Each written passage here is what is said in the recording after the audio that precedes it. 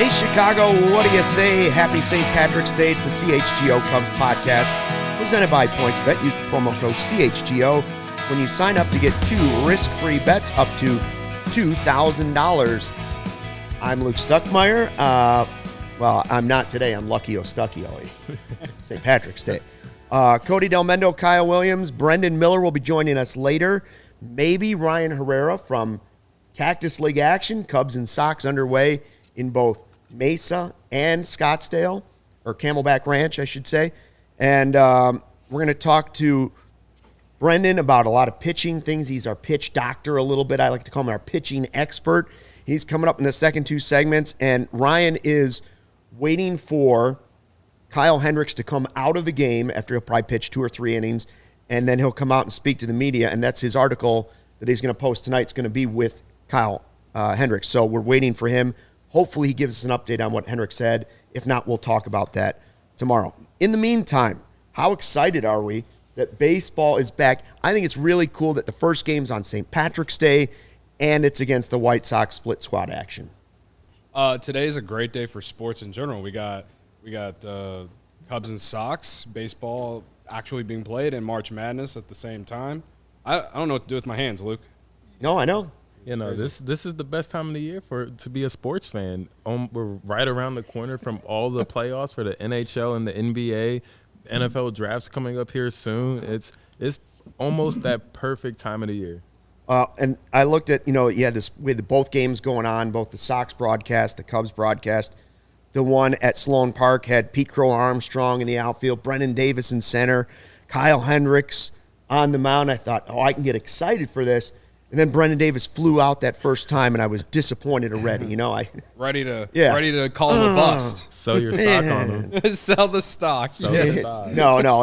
It's just cool to see some of those guys in Cubs uniforms. Yeah.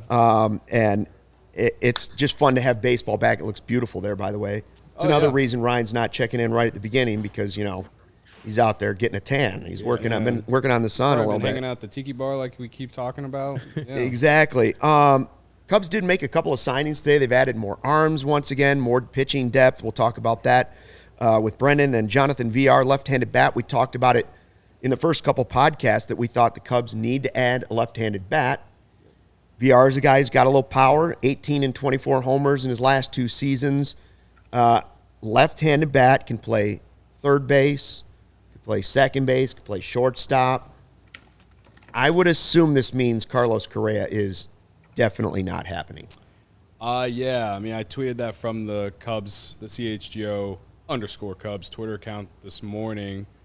Just kind of feels like we're loaded with infielders now. I mean, VR, Wisdom, Schwindel, Madrigal, Horner, Sergio Alcantara, Andrelton Simmons, and now VR. Simmons, now VR. David Bodie when he comes back. Yeah, so I know fans are probably super disappointed about that. And, I mean, who knows? Maybe, people talk about Horner, being the Zobrist type, being able to play all around the field.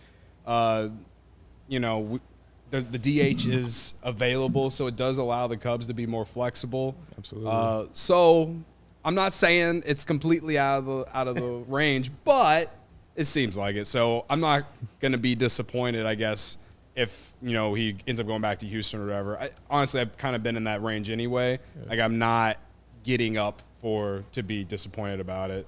If it happens, awesome. I'll, maybe go streaking down Lakeshore Drive or something. But, I'm at the point where it is what it is. Yeah, like, I would say the chances right now are as slim as winning a StockX or Nike raffle. It's probably that for slim. Some sweet Jordans, huh? Nah, Cody's got the nice Jordans over there. The just shining and everything. Kind of jealous. Glistening for opening day. Yeah, but very nice. But you guys all have the nice Jordans. That's this company is just like everyone has nice Jordans. I don't know, Luke. Do you have any? No, nice Jordans? I listen. I could not afford Jordans when I was alive when they came out originally and they were on his feet. And like one kid in our school had them, and that kid was so like mad. The elite of the elite. Why didn't I get those? The original ones. I could have gotten them too. I didn't. I got the Chuck Taylors. I got the red ones. They were pretty Chuck cool. Taylors were another way to go. Cool. That was the other way to go. Yeah, Converse, they were huge back in the day. They're kind of making Still a comeback. kind of huge. Yeah. Lawrence and I remember when Nike began as a company. Yeah, pretty So much. Yeah. We're just Phil Knight showing. was a child when we were around. Just remember, though, Grandpa Stucky's gone. Lucky Stucky's here today. Lucky Stucky. Rachel says, hey, you guys are coming through for St. Patrick's Day. Oh, yeah, we got a little green. What's going on, man? I forgot. I walked in to the offices and I see everybody with their green on. It slipped my mind to put on something green. Oh, no. That's disappointing. It's very disappointing. Hey, I noticed on our set, we did rearrange the cacti, I believe is plural, and Chris Bryant bobblehead. Yeah. That's it. End of an era. Yesterday we talked about the end of the Rizzo era. We did the podcast, got in my car, and Chris Bryant has signed with the Colorado Rockies. And, I mean, I feel good for him. 7 years, $182 million, $26 a year. He's getting paid. What do you think of Bryant signing with the Rockies? I'm for Chris. This is a great deal. He got the 7 years. He got the money that he was looking for. Got the no trade clause. It's kind of confusing from the Rockies standpoint when they just paid for the Cardinals to take on Nolan Arenado. Yeah. So I don't know what they're doing from a team. They're a building confusing standpoint. franchise. Yeah, but Chris, personally, I'm happy for him. Yeah.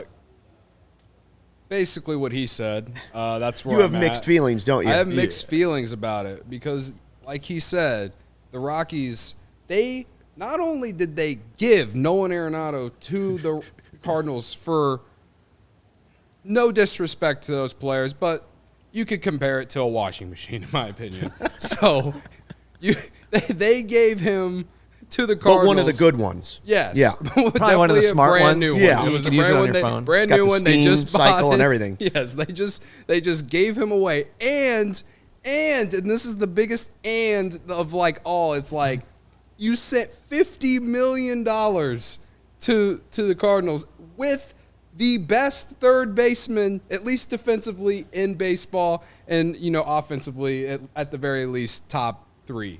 You know what I mean? Yeah. In the National League. 2 years ago. Not even 2 years ago.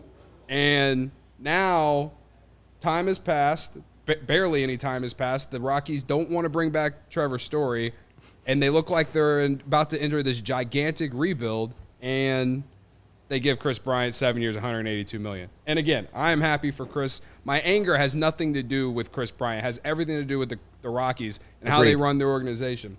They make no sense. Right. And I know there's a no trade clause, but like they will find a way in like 2 years.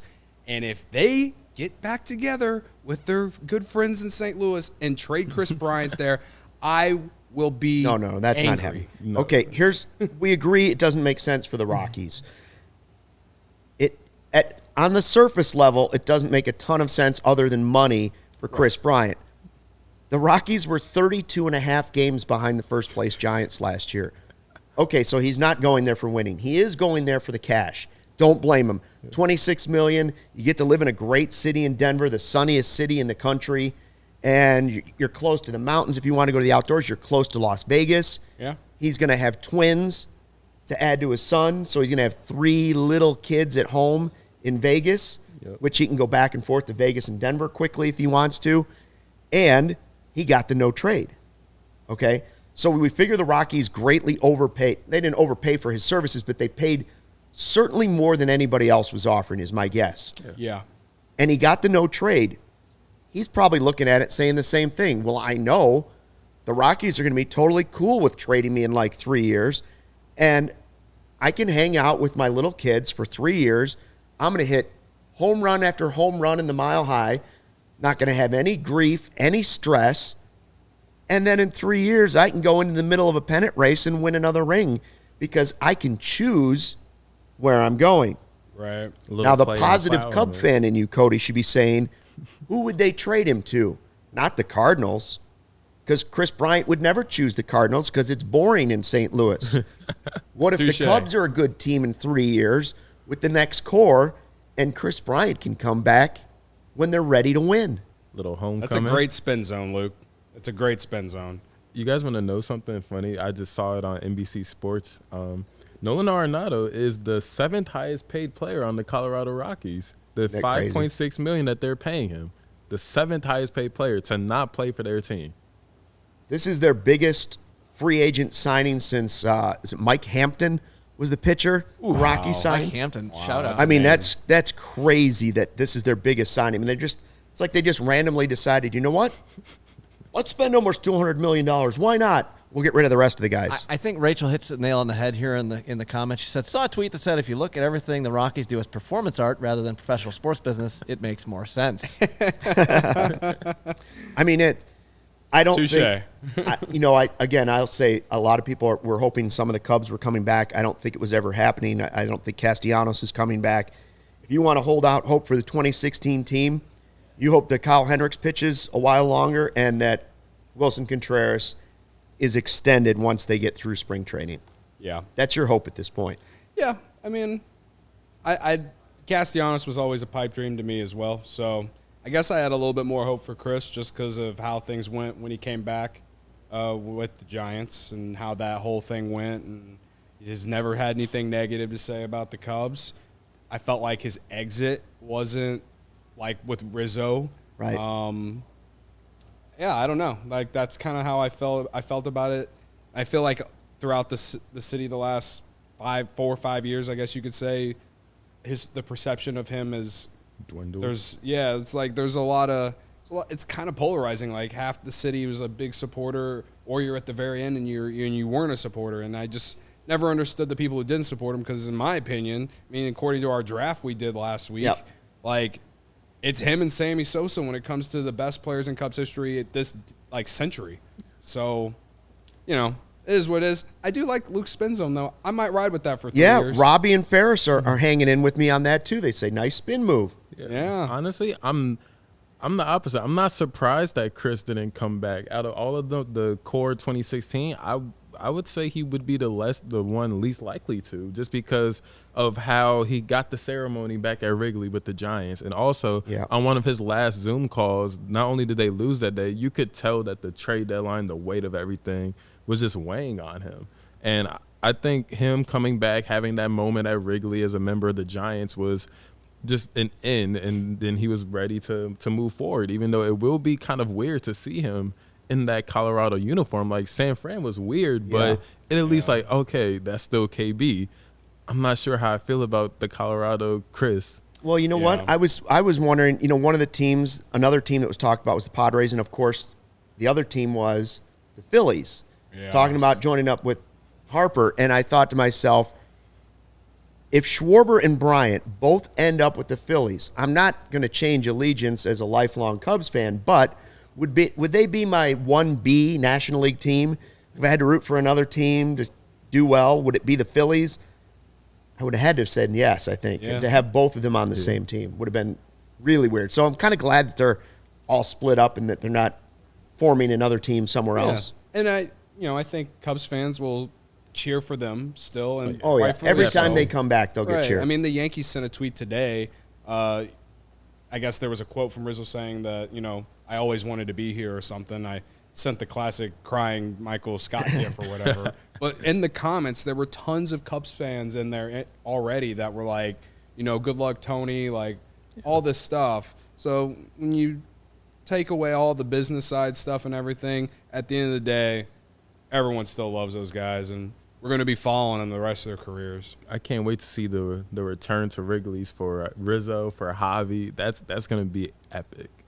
I just I really think that Castellanos is not a member of that core. So I think last night, driving home, all the Chris Bryant talk, I think to myself, that's the closure. That we talked about closure yesterday. Yeah. Now the big guys have all gone. Yeah. That's it. That's now it's time to move on. Wish them well. And Brendan Davis was in the lineup in center field out at Sloan Park today. Kyle Hendricks was still on the mound. PCA. Stroman's going to pitch tomorrow. Yep, PCA, you mentioned Suzuki's going to be here soon. Yeah. Get on board before it's too late. Yeah, it's a great time to become a Cubs bandwagon fan. Absolutely. There was a lot of slander after 16 calling us a bandwagon franchise, We're rebuilding, I guess you can call it again. Right now is a great time. No. Retooling. Retooling. Retooling. You know what I mean? Wait, you're retooling the bandwagon? Yes. It's a great time to, new breaks, new shocks. If you're into prospects and stuff like that, I mean, Cubs fans, we watch every year, right? I remember in, the years of 2013, 2014, going to games, and Wrigley would still be packed. I understand Wrigley is Wrigley, but still, there was something about those teams that people still liked. They liked certain players and stuff like that. And I'm not saying that that's what we're going to get this year, but I just, when you mentioned the closure thing and all of that, it's just kind of like, now we can just focus on the game. Next group of core players, hopefully, coming up soon. And, just hope that we can put a contender out there soon, man. Like, that's what we need. It is. And, there's a lot of this is going to be based on pitching the second time around. They're starting to invest heavily in arms, stockpiling arms. And to a different degree, for this year's team, they're kind of going with the depth route. And we're going to talk about that with Brendan Miller here in a second. But, Cody, of course, this is March Madness, but it's also Match Madness for one of our sponsors. Yes, our sponsor, PointsBet, is the best way to support CHGO. And the best way to do that is to download the PointsBet app and use code CHGO when you sign up. If you do that right now, you'll get 2 risk-free bets up to $2,000. But that's not it, Luke. That's definitely not it. Nope. If you make a $50 or more first-time deposit, you'll receive a free CHGO membership, which unlocks all of our web content. That article that Luke mentioned earlier that Ryan's typing up about Kyle Hendricks that's coming later tonight, be able to read it if you do it right now. You sign up on PointsBet and use code CHGO. Anyway, make a $50 or more first-time deposit. You'll receive a free CHGO membership, which unlocks all of our web content, and you'll even get a free shirt of your choice from the CHGO locker. Hashtag dope merch, hashtag merch madness. We're going to have more hashtags in the future, I'm sure. That's $2,000 in free bets, a free CHGO membership, nice Lawrence, and a free t-shirt from the CHGO locker, all for making a $50 first-time deposit at PointsBet. If you have any questions, you can email pointsbet@allchgo.com and we'll help you out. Your home for live in-play betting just got even better. Introducing PointsBet's new feature, live college basketball same-game parlay. Hell yeah. For the first time ever, you can build the perfect live same-game parlay only with PointsBet. Combine your favorite bets anytime during the game. Want more? You can also boost your live same-game parlays. Watch live, parlay live, boost live with PointsBet. And now, online sign-up is available in Illinois. And like I keep telling you guys, Luke did this super fast. If Luke can do it super fast, so can you. That's true. You can download the PointsBet app right now and register your account from start to finish, all from your phone. Plus, during PointsBet Match Madness, all users can earn up to $100 in free bets. During each round, just place a $50 pre-game wager and get a free $20 live bet to be used for that round. So what are you waiting for? Once the game starts, don't just bet. Live your bet life with PointsBet. Gambling problem? Call 1-800-522-4700. Cody and Kyle, you're young bucks, but I want you to listen to what our next partner has to offer. It's a product that I've been using literally every day for the last 10 days since I started it.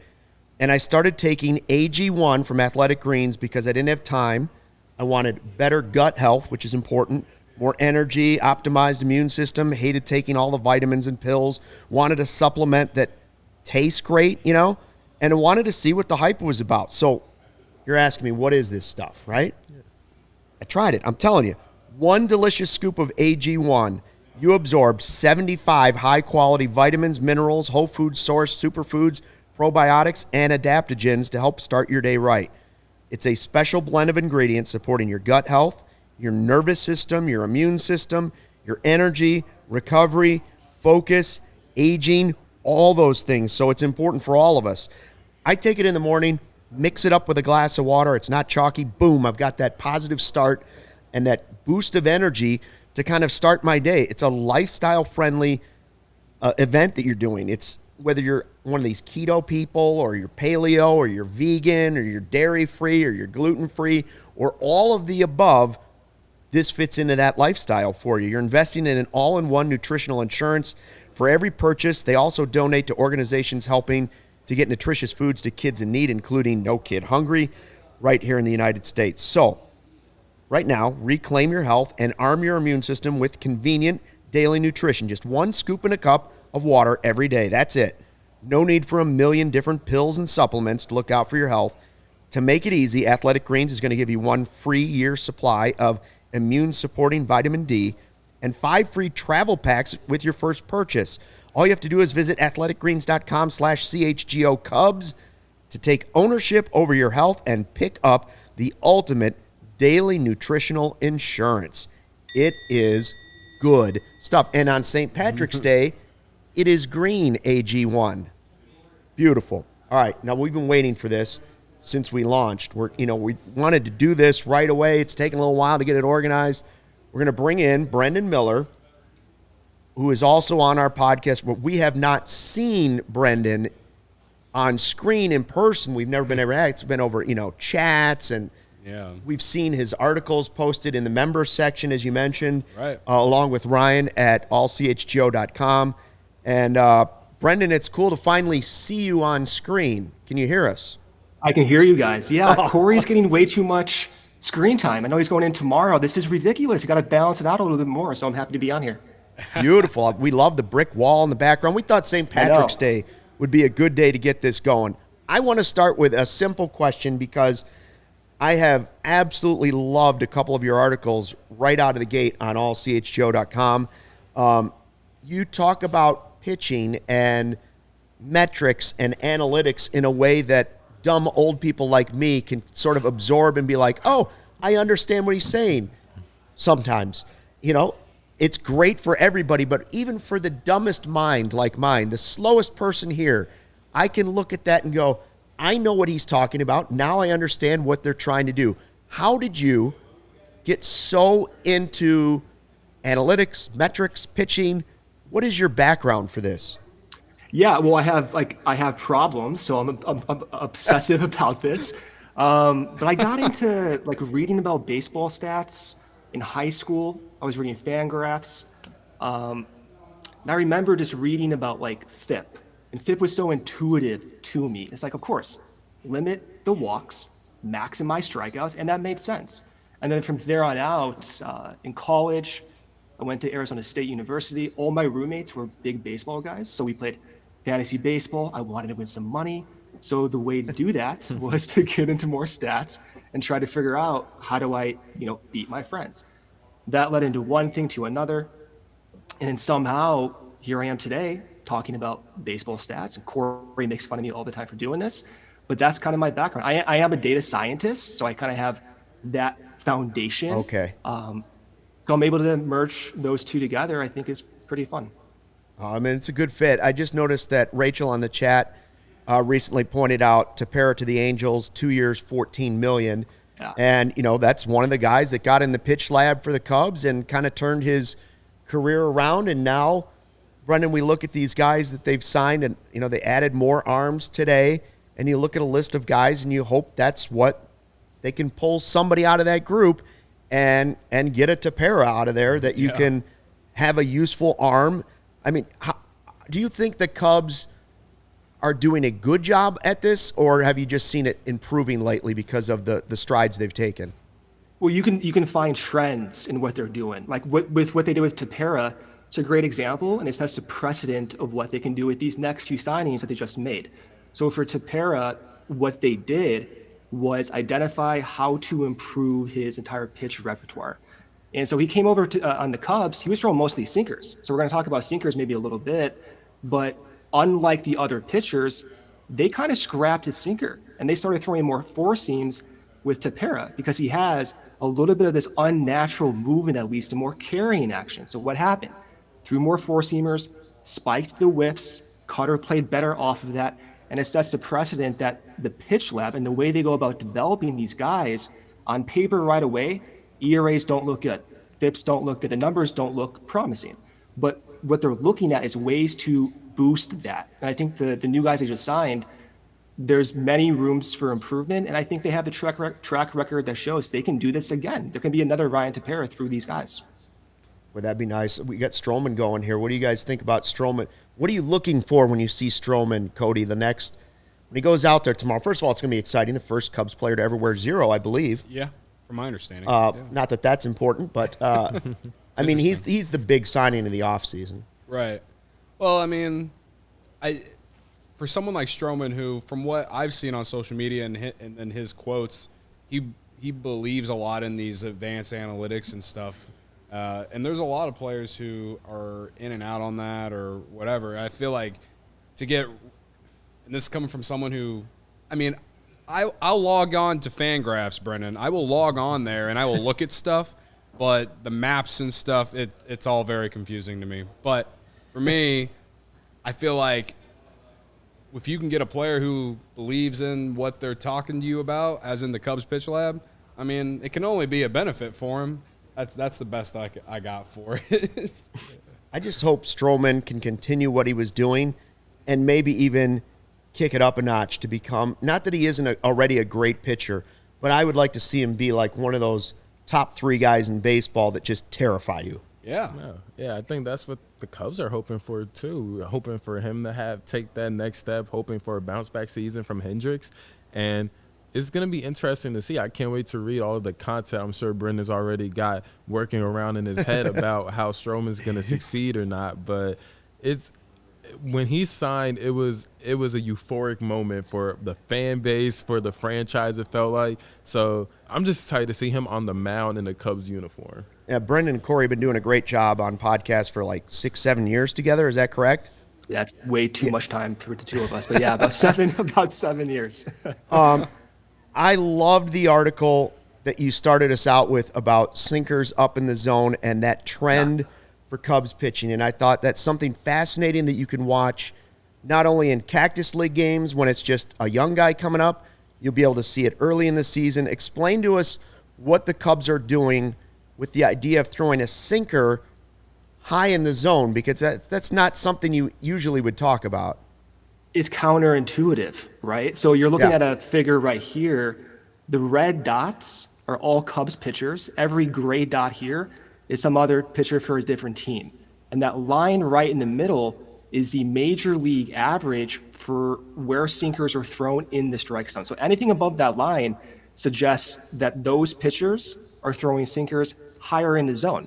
And if you look all the way up top, you see Kyle Hendricks throws among the most high sinkers in the league. Tommy Nance is like in the top 2nd percentile.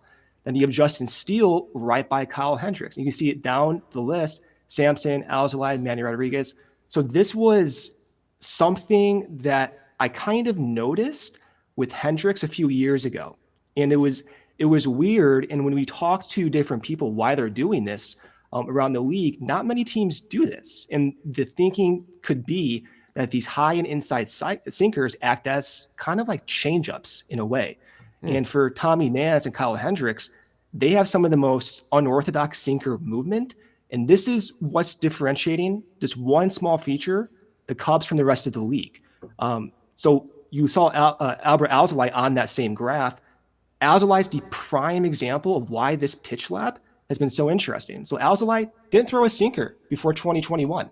So he developed that sinker late in September of 2020 during the COVID season. No sinker. He was predominantly a curveball guy, a 4-seam guy, and he showed a changeup before 2020.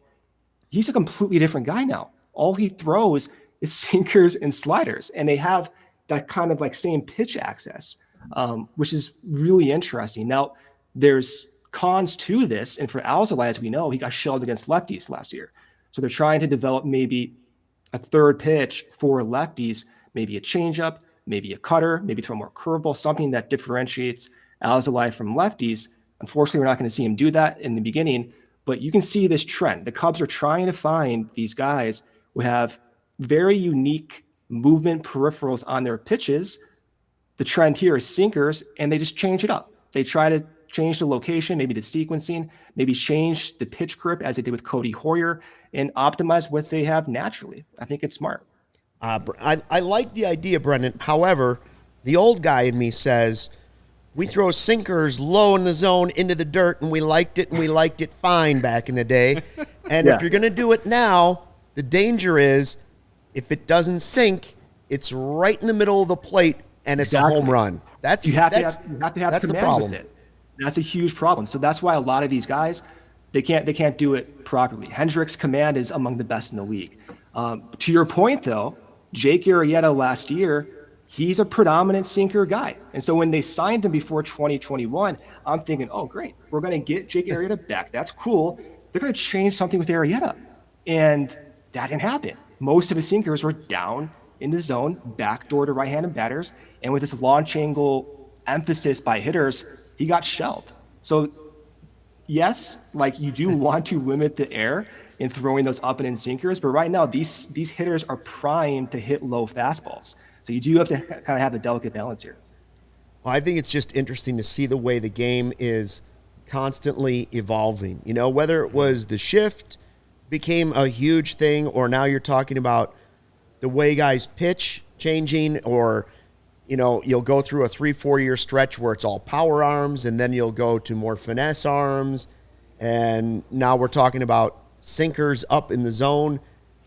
If you don't keep moving forward in baseball, as old as the game is, you're going to get left behind. And that's kind of the thing that I like about this that the Cubs are doing, is they're trying to stay on the cutting edge of things and make teams adjust to them. So it's a positive. It's another thing you can see that the organization is doing that maybe you don't see on the surface, but now, Cody, you look at it and go, okay, they're trying different things. I'm glad they're trying to be cutting edge here. Right.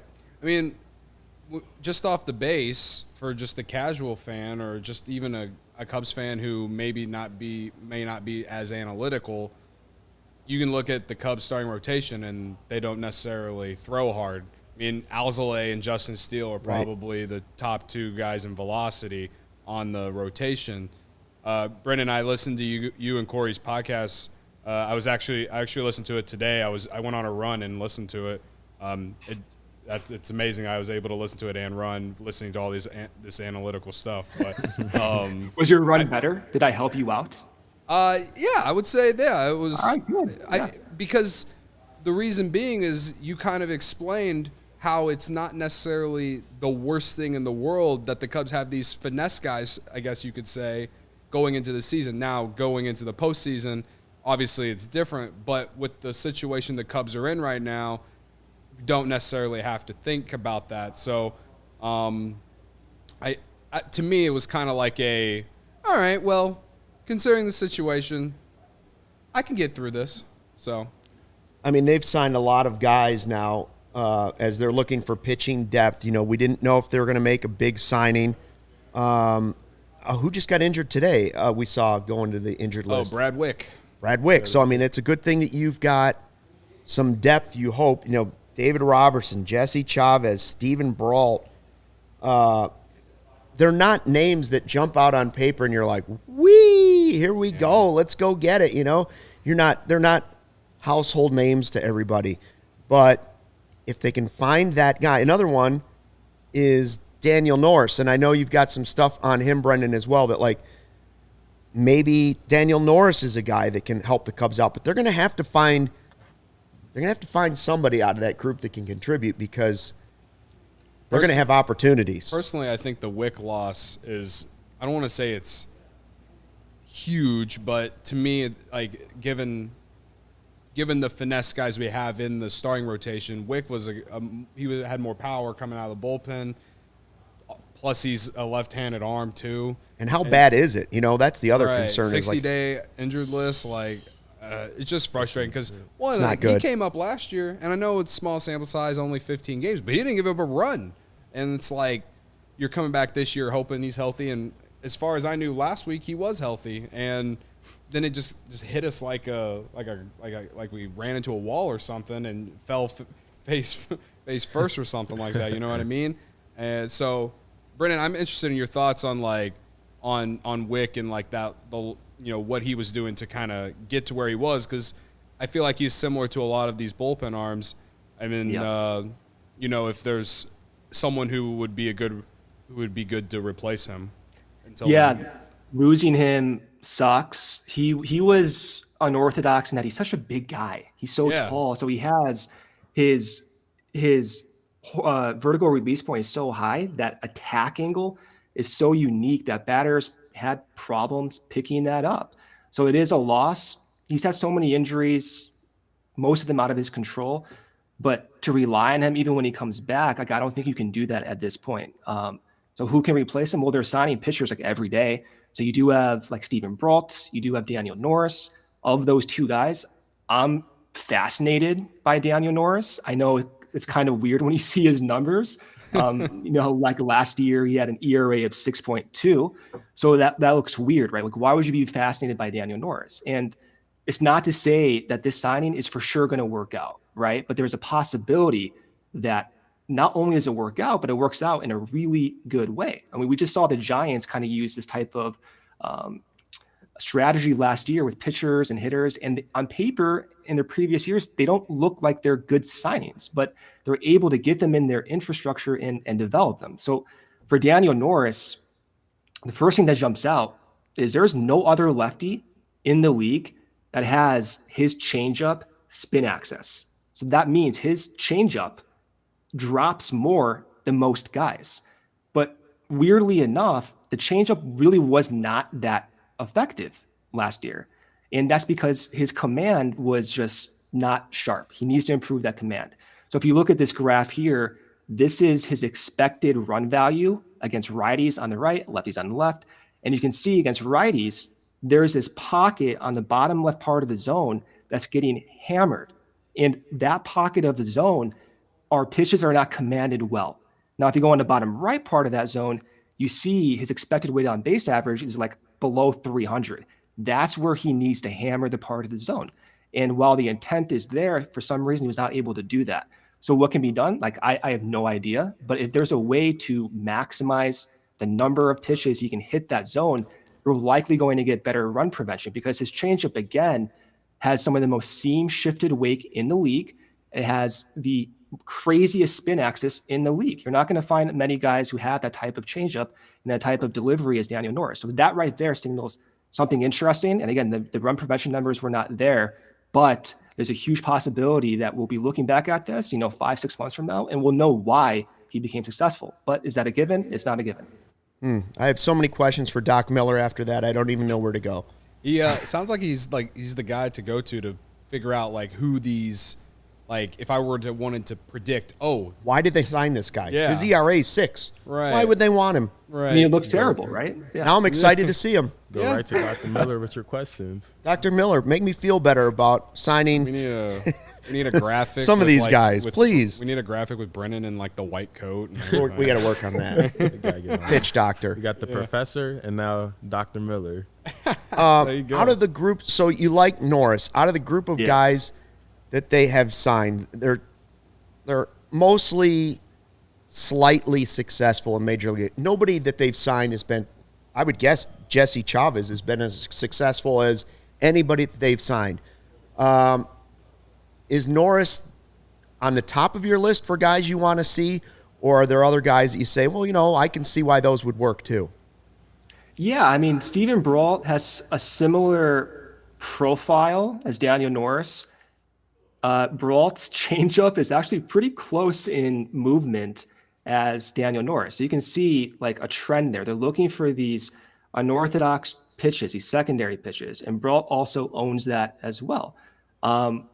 Now we can look at Chris Martin and Jesse Chavez. I think those are more stable relievers. So in that sense, maybe the ceiling is not as high, but of the guys we're talking about, I like Daniel Norris too, because he has a history of starting games. He didn't start last year, but he came up as a second-round draft pick.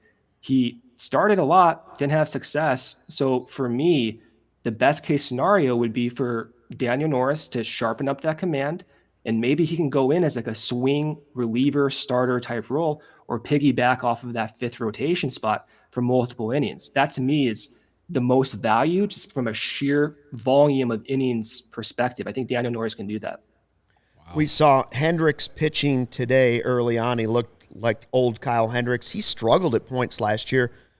Are we all confident that Kyle Hendricks will be the professor, a number 1 or number 2 on this team, and a number one or a number two on a lot of teams. Are we confident that he's going to bounce back and be that guy? I'm confident that we won't really know until May because he always struggles in April. Yeah, that's true. But, yeah, I mean, gave up a lot of homers last year. So if he can keep people in the park, I mean, that will be a sign of, getting back to what we know and seen. But, yeah, I mean, there's no reason for me to not believe that he can get back there. It's not like he's got a ton of velocity or anything like that, right? Like he's not breaking down. So, yeah, I mean, I am interested to see if there's any differences in like what he does and how he goes about his business, just to see like what he worked on in the offseason. Especially when he had a strong first half of the year. I believe David Ross even said that he's our all-star after he was snubbed by when many feel like he was snubbed for the all-star game. But he, like you said, he has the track record of success, and until proven otherwise, I'd bet on a guy like Hendricks to bounce back and find what didn't work, specifically giving up that many home runs and just see. One of the things I like about when Marcus Stroman was signed is that I saw on Twitter somebody was like, see opening day, and he was like, opening day will be Kyle Hendricks. He's earned it, a great guy, great teammate. Like he was immediately saying, I'm not taking opening day. This is Kyle Hendricks' team, even though, I might be the hot free agent coming in. And I know David Ross has been asked multiple times already, who's your opening day starter? And each time he says, Stroman's in the mix, Hendricks is in the mix, but obviously starting Hendricks in the first Cactus League game shows you that the Cubs are most likely going with Kyle Hendricks on opening day, pending something bad happening in Cactus League play. I'm good with that because I believe while it's exciting and fans will be thrilled to have Stroman pitch that first game, Hendricks has earned the right for a long time to be that guy on opening day. And you talk to any pitcher or former pitcher, that is one of the few honors that they still care about, that they still think about, and they still want to have. A lot of times guys are like, they don't care about the stats, how many innings they pitch necessarily, unless it's tied to money. But opening day starter, that means something to pitchers. So I do hope that it is Kyle Hendricks. Yeah, no,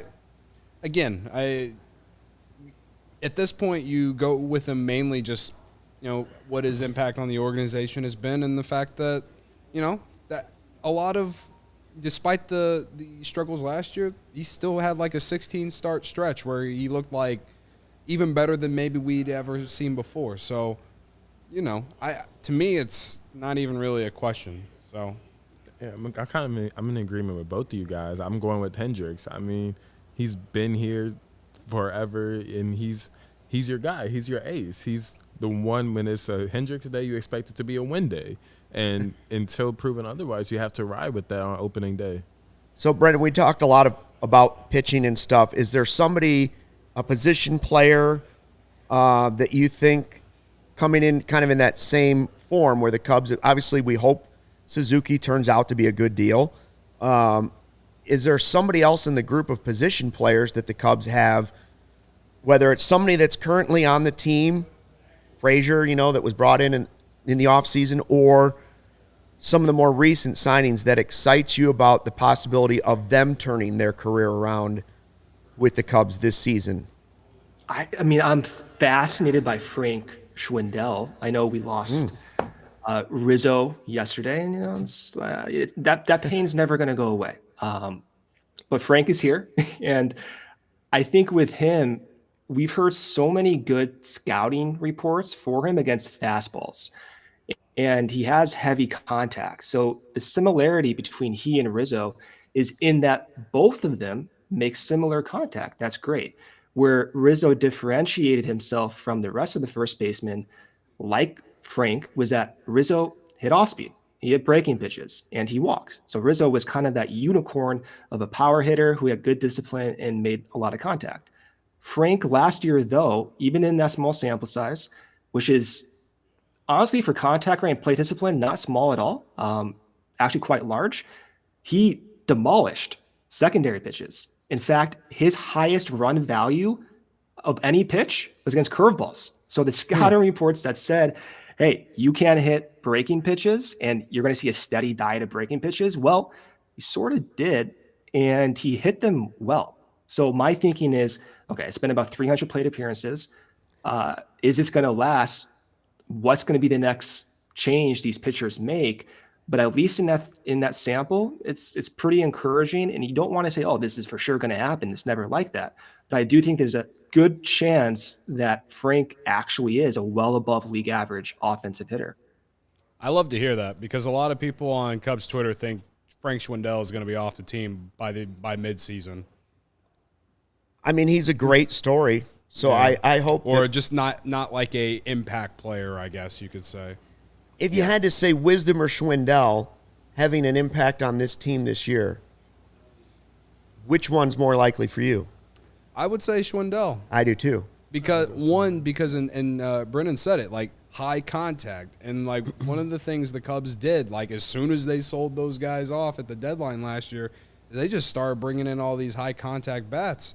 And it was actually kind of refreshing because we saw so many strikeouts with the old core and everything. And you can argue about how they didn't, put the lineup together to give power and contact, and it was just all kind of all power, all or nothing type lineup. And Suzuki fits in that mold too. Right. So it's kind of like the way that the roster, the lineup, if you looked at it today, we have a lot of contact guys. Maybe, with Suzuki brings power. You're hoping Wisdom. But contact first. And contact first. And then Wisdom, he like last year as the league learned about him, he became more of an all or nothing type guy, but you're hoping over the offseason he's worked on some of the things that the league found out about him, and you're hoping he can take another step. I have high hopes for him, no doubt, but it'll be interesting. As far as like Schwindel, it's kind of like I feel like the league still hasn't figured him out. Another pitcher, Michael Givens, per Jesse Rogers, 1-year deal, $5 million. Bonuses could get him to $6.25 million. Was with the Rockies and the Reds last year. Closing experience, could end up in the 9th inning.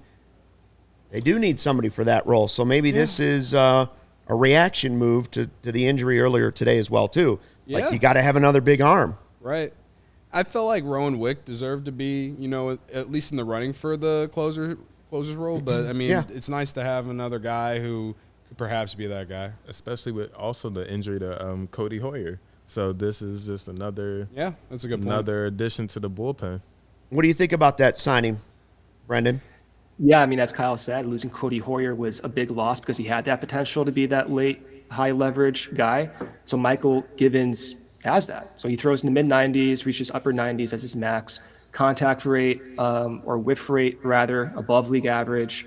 Good changeup, heavy fastball. I like it. I mean, clearly the Cubs' strategy at this point is volume of pitchers. Let's get the most interesting pitches in this organization and see what works. And I think, again, based on what they did last year, I think it's a sound strategy. Now, we'll see if it works, and you can criticize it after the results. But I appreciate and I actually like the process.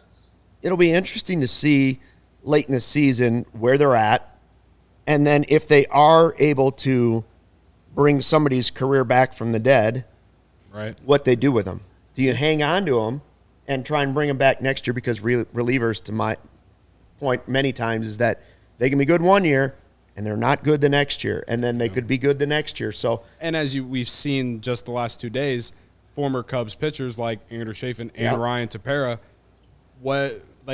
they earned a nice deal for a reliever because of what the Cubs did to help them get to where they are. So, in a way, I guess the Cubs are developing their own like assembly line of random dudes who go on to create like a great contract for them. And if they do it again, where they have relievers making such a big impact that they're coveted at the deadline, that's 2 years in a row, and they've proven that they can resurrect someone's career. So that's also a good sign that this pitch lab and all of the resources put into it is working. I got to get a shirt that says Pitch Lab on it. Hey, if you enjoy CHGO, and we know you do, one way to help us out is help us grow a little bit. Download the PointsBet app and use the code CHGO when you sign up. Not only will you get 2 risk-free bets up to $2,000, but if you make a $50 or more first-time deposit, you get a free CHGO membership. which unlocks all of our web content, including great stuff from the Pitch Doctor over there. And you'll get a free shirt of your choice from the CHGO Locker, dope merch. If you have any questions, email pointsbet@allchgo.com, and we will help you out. And in case you missed it, online sign up available in Illinois. You can actually download the PointsBet app right now and register your account from start to finish, all from your phone. You're signing up for the fastest sportsbook, easier than ever, and you can start living your bet life in seconds. So what are you waiting for? Once the game starts, don't just bet, live your bet life with PointsBet. Gambling problem, call 1-800-522-4700. CHGO, what we've been trying to do for you, we have a group of people that are passionate about their teams, podcasts, live shows of every team every day, post-game shows, pre-game shows for teams, post-game after every game that's played, premium written content for the members at allchgo.com. And by the way, Ryan is getting that Kyle Hendricks interview. That's going to be his article that'll be posted, I believe, sometime tonight. You can also read it tomorrow morning. And then, of course, dope merch for all the teams. 6 shirts, T-shirts. I think we got some hats too, right? I think so, yeah. Uncle Larry was a little slow on that. I slowed it down. Yeah, I know. Dope merch. And you get a free shirt when you become a member. We know you probably got the sick drip, you probably got the earrings and a chain, but do you have the shirt that's going to go with that? You need our dope merch. Members only Discord, the CHGO Lounge. All right, now Brendan, you want to stick around for the poll results and talking about food? Are you into food? Let's do it. Let's do it. All right. Perfect. So yesterday we put up our Sweet 16 bracket. 8 places outside Wrigley that have a food item that we like, and then 8 food items inside Wrigley that we like. And we're going bracket style. They'll meet at the end. And once we discussed it, we put the matchups on Twitter and let viewers, listeners, fans vote. Right. We now have the results from yesterday, and we will move on to the second round. So the first matchup was, I believe, Vienna Beef against Lemon Chill. Yes. And Vienna Beef has moved on. It was never a doubt. 92% of the vote went to Vienna Beef. 92%. Wow. And I Should have know been 100. Uncle Larry wants to say something about the hot dog, so go ahead. Well, it should have been 100, but what are you talking about? My hot dogs take? Is that what you're talking about? Yeah, I'm letting you do it. Yeah. Well, you guys threw Big Pretzel in at number 2. Like, Doug Sohn is, the master of the sausage here in Chicago, and he went into the bleachers a few years ago. Wait, he's not the sausage king. He's not Abe Froman, but he's the next best thing. And so the fact that Doug Sohn's name did not get on this list, I was a little upset by that. But you know what? You're right. You know why we did it? If it was a classic field hot of dog. 68, we would have had multiple Sure. hot dogs on there. Yeah, you but throw if it's the going to be one sausage, dog, the you got to go. Polish, You the got to go Italian. Vienna Beef in Yeah, Chicago. I hear you. Floyd's just a little salty. Yeah, Just a little. Just a tad. a little upset. All right. So the next matchup was what? 2-7, the Big Pretzel and Giordano's. Yeah, and we got a first upset with Giordano's going 62% of the There we vote. go. Yeah, because I'm Big a Pretzel. That's shocking to I'm me. a Big little Pretzel. butthurt about a it. 2-seed for a pretzel? You guys are nuts. Well, it's called something else. It's called the North Side Twist, and I even put that Oh, in the see? caption for it too. I don't know. Maybe I wish people knew. I hope people who voted know what we're talking about. Like You got to this- get the warm cheese with the North Side Twist. Everybody wants a piece of it. Yeah, or they You get a even- Giordano slice. While it's good, nobody's trying to share your Giordano's, but you get that North Side Twist. All right, I'll go Yeah. with it. That's what the people say. And so yeah, the 7 upsets the 2. So, next we got the helmet nachos versus the beef. And, No way. And 50% of the vote went with the beef. Must have been 50.1. That just shows you beef in Chicago, my friends. Yeah. My grandma kicked me out after she watched the podcast. Kicked you yesterday. right out. She kicked me right out. Because you said nachos, right? I did say nachos. I Yeah. don't know Grandma- where I'm going to sleep tonight, but I still stand by my choice. You know what? You know what I those still go with results the are? nachos, too. Grandma voted more than once. Yeah. She like She was created hammering that Twitter poll she all night created yesterday. like 10 burner accounts and just like Yep. logged on just to vote on it. Yeah. All right, so Bone of Beef moves on. That's Yep. a shocker. Yeah. And then Well, that's what March Madness is about. Yeah, right? Upsets. Then we got the fun 4-5 matchup. of the batting helmet ice cream versus the peanuts or Cracker Jacks, and 69% of the vote went to the batting helmet ice cream. That's surprising. One might say that's very nice. Well, ice cream's tough to turn down. All right, so now we're going to go down to the other bracket, right? Yeah. Brendan's probably getting bored with this, but that's we're going to get back to him in a second. I'm thinking You're just like soaking it in. I'm thinking Giordano's or Lou Malnati's over here. I know Giordano's at Wrigley Field, but I don't know if you guys are big Lose guys or not. But I am I'd a rather Lose have guy. I'm a Lose guy. Yeah. I'm a Lose guy. Yeah. I'm a pizza guy. What about Pequods? People in on Pequods too. Yeah. We'll have to do a pizza bracket. What's Oh, yeah. We Pequod's? should actually. Yeah. Pequods, they I've never kind of had do it. the caramelized crust. It's like a burnt caramelized crust a little bit. That's their thing. I might try it. Pequods is Oh, it's number popular. one. It's It's yours? I love Lou's, but like Pequods is just next level. I like Where is Douay. Pequods? If I go places, it's Douay's. It's oh sure, that was my first Pizzeria ever. Douay. That was my first ever Chicago pizza was at Douay. But Pequods, Clyburn and Webster, pretty much. Yeah. Okay. Yeah. Okay. You can look it up on the Googles. Anyway, as we're talking about all these pizza places in Chicago, we can move to the places surrounding Wrigley Field. Okay, so now this is the Wrigleyville region. Wrigleyville region. Okay. And we got the 1 seed and the 8 seed. 1 seed Big Star Tacos beats out the Brickhouse Tavern Polish. Which a Polish at the ball game's always, before the ball game you do the Polish, then you do the hot dog when you get in. I agree with Big Star Tacos. The Tacos at Big Star. The original Big Star in Wicker Park, shout out to the old neighborhood, is a great place to hang out. Great place to hang out. Used to be the garage, right? Good place. I just Park. wanted to, I want to see. Show that again, the Wicker Park. Oh, sorry. Wicker Oh, Park. Wicker Park. Beautiful. Yeah. Beautiful. Yeah. Well Old done. hood. Actually, You I look was hip. Ukrainian Village, Yeah, right on the sure. border of Wicker Park. So Yeah. we kind of melt together a little bit. Yeah. It's like- 62% of the vote had the Big Star Tacos. Coming in at the 2-7 matchup, we got the Do Right Donuts. I'm and- so relieved. I had anxiety this morning that Do Right Donuts was going to lose this matchup. And I'm like, if Do Right loses, 57% of the travesty. vote. We're not even finishing beat the out, brackets. Smoke Daddy, yeah. Smoke Daddy's good. Another. That's good. Hey, Smoke Daddy also originally Wicker Park. Wicker Park. But Do Right Donuts. Yeah, Do Right Tough to Donuts, beat. 57% of the vote. 2 seed moves on.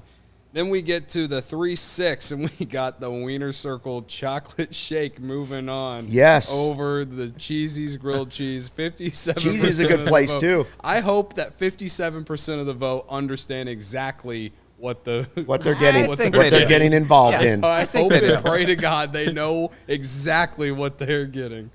Yeah, it's it's a popular item there. The 4-5 seed.